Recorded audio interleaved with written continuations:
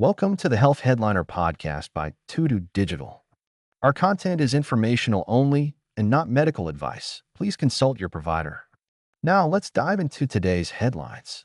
Hey everyone, and welcome back. Today we're going to be looking at some really interesting research about MS. We've got a press release here from MedicalXpress and also some excerpts from the original research article, which was published in the Journal of Neurology, Neurosurgery Psychiatry, and it's all about eating fish and if that could potentially slow down disability progression for people with MS. So let's take a look and see what we can find. Okay, so the study followed over 2,700 people for 15 years. It's a long time for a study. And they found that the people who ate the most fish, so that includes like cod and salmon, had a much lower risk of their MS getting worse. Yeah, that's a pretty big finding. When we talk about MS getting worse, a lot of times what that means is like losing the ability to move freely, having trouble coordinating your actions, or even problems with vision and thinking. And the researchers use something called the Expanded Disability Status Scale, or EDSS, to keep track of these changes. And it's basically a standardized way for doctors to measure how much MS is impacting someone's life. So it's not just like a feeling. There's an actual way to measure the changes that are happening. Okay, and in this study, the people who ate a lot more fish were less likely to reach certain points on the EDSS, specifically levels 3 and 4. And those are kind of like turning points for people with MS, right? Yeah, definitely. So like when someone hits an EDSS of 3, that often means they need some help walking. And they get tired really easily. Like imagine just trying to go for a walk with your family and having to stop early because you just don't have the energy. Yeah, it's hard to even think about. And what about level 4? Level 4 is even tougher. So at that point, people might need a walker just to get around. And things like buttoning a shirt or writing can become really difficult. These are the types of changes that can really affect someone's independence and their overall quality of life. Wow. Okay, so eating more fish could actually help people avoid reaching those levels, or at least delay it, which would be huge. But before everyone runs out and buys all the tuna, how do we know for sure that it was the fish making the difference? That's the million-dollar question, right? Because it could be that people who eat a lot of fish just have healthier lifestyles overall, like maybe they exercise more or have better access to healthcare. So the researchers had to make sure that they weren't just seeing the effects of those other healthy habits. So it's like making sure you're comparing the right things. Exactly. And one of the biggest things they looked at was vitamin D levels, because vitamin D is super important for a healthy immune system, and it's been linked to how MS progresses. Plus, oily fish is a good source of vitamin D.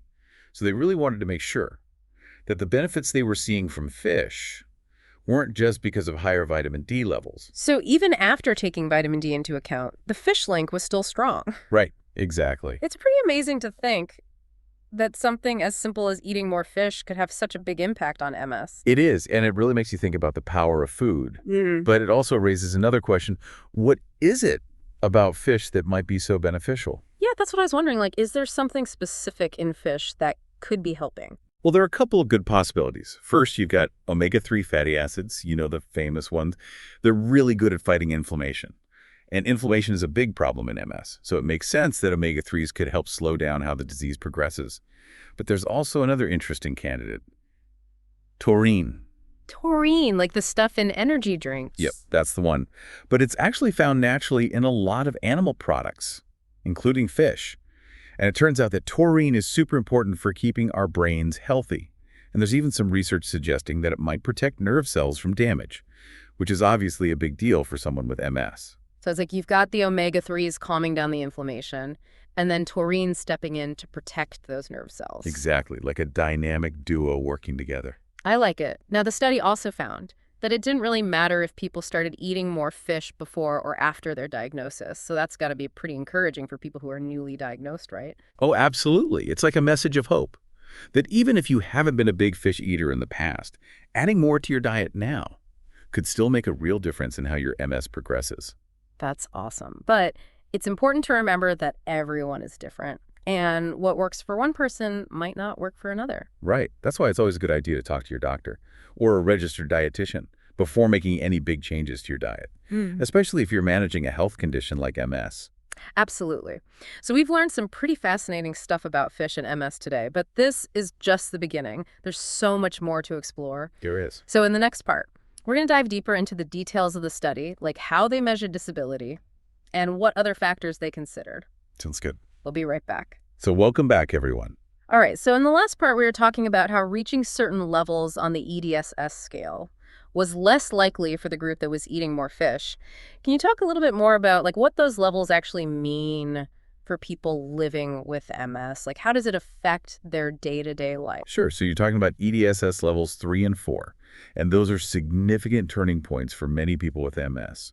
When someone reaches level 3, they might start needing a cane to walk, and they could find that they get tired really easily. So just imagine, you're trying to go for a walk with your family, and you have to cut it short because you're just too exhausted to keep going. Yeah, that would be really tough. Exactly. And then at level 4, even more limitations come into play.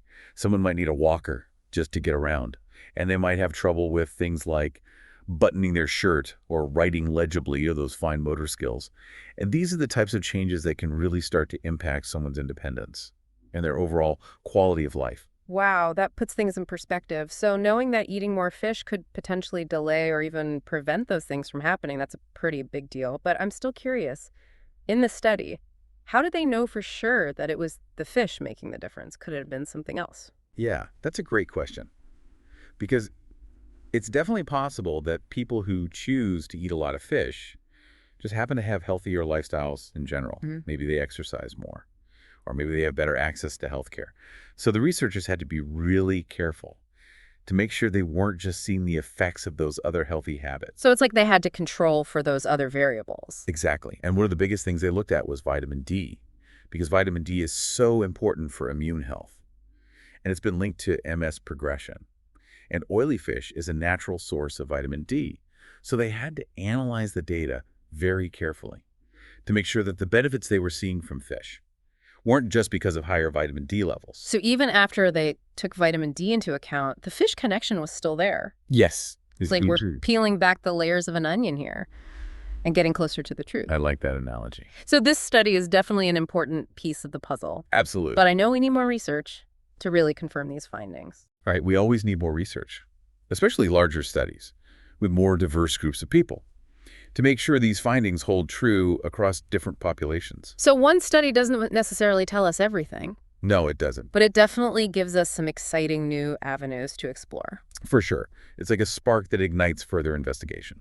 Okay, so in the next part, I know we're going to be talking about the gut microbiome, which you mentioned earlier, this whole idea of a hidden world of bacteria living inside us and how that could be playing a role in MS.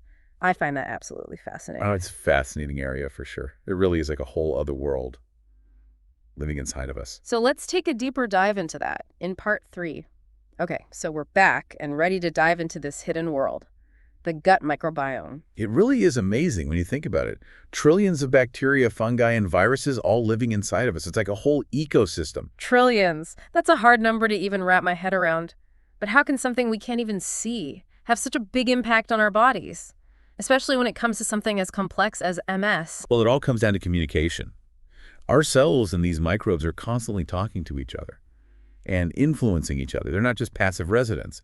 They're actively shaping our immune system, our metabolism, even our brain function. So it's like a constant back and forth. Exactly. Okay, so where does fish fit into all of this, especially for someone with MS? Well, remember those omega-3 fatty acids and taurine we talked about? Yeah. It turns out that they don't just act directly on the brain and immune system. They can also influence the composition of the gut microbiome. So what we eat is actually shaping the environment of this inner world. That's exactly right. And how does that relate to MS? Well, one of the key roles of the gut microbiome in MS is helping to keep the immune system balanced. In MS, the immune system sort of goes off track and starts attacking the protective covering of nerve fibers.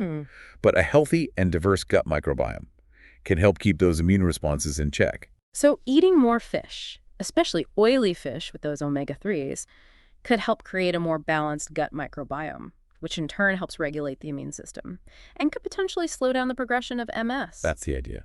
Wow, that's amazing. So much going on that we never even knew about. It's true. And we're only just beginning to understand all the connections. So what's the main takeaway for our listeners today?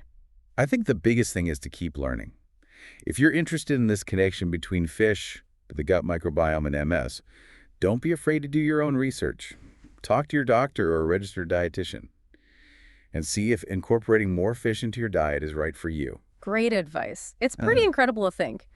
that something as simple as eating more fish could have such a positive impact.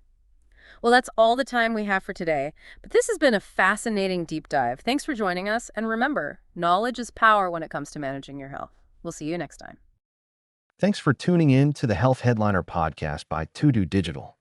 Like and subscribe for more health news and breakthroughs.